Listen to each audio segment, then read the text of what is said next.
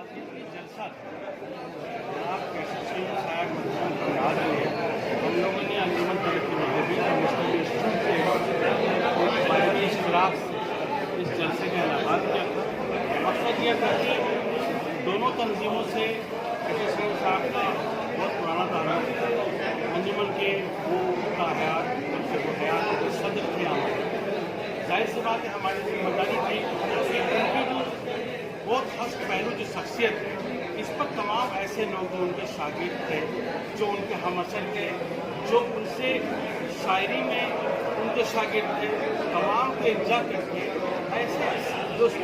आने वाली नस्ल है, जो अभी की नस्ल है, जो इस बात से उनकी शख्सियत से नावाकिफ है, उनको इससे वाकिफ कराइए। और सबसे बड़ी बात जनाब ये है कि अगर अपने आप असलाफ को, अपने आबा व अजदाद को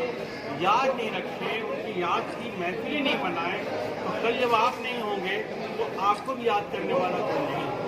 तो ये एक ज़रूरी चीज़ है कि जो आदमी इंतकाल किया है वो एक मामूली आदमी नहीं है, एक शख्स नहीं है, एक तहरीक, एक मुकम्मल एक अहद का नाम था शमीर। और कुछ लोग एक बार चले जाते हैं तो चले जाते हैं, लेकिन ये गुर्बत में ज़रूर हैं, लेकिन उर्दू वालों के दिलों के अंदर हमेशा जिंदा है।